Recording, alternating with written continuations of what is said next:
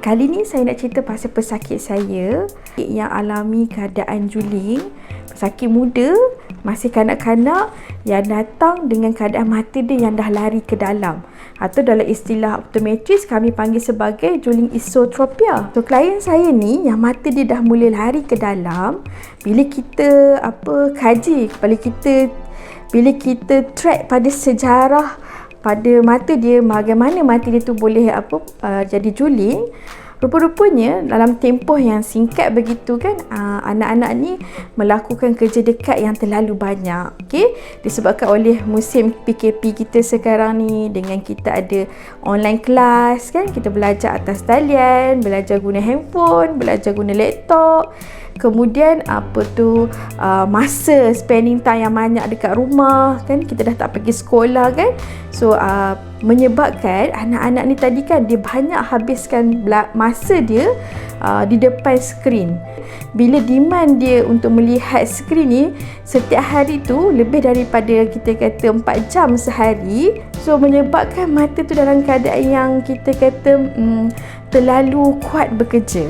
Overdoing, dia akan jadi stres, dia akan jadi kita panggil sebagai spasm.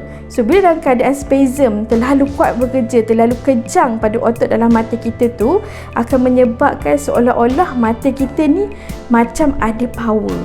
Dia akan datang simptom seperti rasa kabur.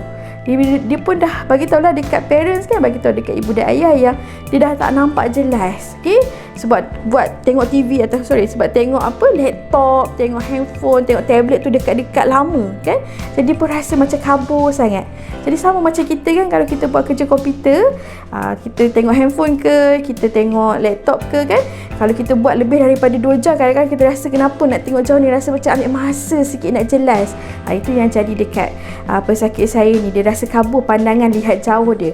Jadi bila mak dengan ayah dengar aduan tu, kata anak nampak kabur, terus bawa anak untuk cek pemeriksaan, untuk cek mata, hanya uji berapa power yang untuk bagi anak tu nampak jelas. So bila kita buat ujian standard macam tu, kita hanya uji pada rabun dia sahaja. Kita tak lihat pada sistem mata dia yang dah mula gerak ke dalam. Kita tak lihat pada kekuatan otot dia yang terlalu kuat bekerja tadi tu. Okey, hanya fokus tentang berapa boleh dia nampak jelas bila baca satu carta sahaja. Itu yang menyebabkan adik-adik ni tadi kan dah mula pakai satu power yang terlebih, pakai power yang over kita panggil. Kemudian dia masih lagi lakukan aktiviti melihat dekat, aktiviti komputer, masih lagi tengok laptop, masih lagi tengok handphone. Ini menyebabkan mata dia semakin kuat bekerja. Satu, mata kena kuatkan demand untuk melihat skrin tadi. Kemudian mata pula kena kuatkan demand untuk overcome power yang dia dah pakai tu, power terlebih yang dia pakai tu. So bila dalam keadaan dua masalah yang ada dekat mata ni, kena kuatkan demand untuk overcome power, kena kuatkan otot mata sebab melihat dekat. So akan menyebabkan juling yang jadi, mula-mula dia jadi kadang-kadang je, tapi sekarang ni selepas beberapa bulan, mata tu dah memang stay dekat dalam. Jadi apa yang saya nak bagi tahu hari ini adalah, kalau kita perasan yang anak kita ni memang banyak laptop, banyak view laptop, banyak tengok handphone kan. Okey, kemudian anak mengadu pula yang mata dah start kabur, okey, sebab aktiviti yang dia buat tadi tu.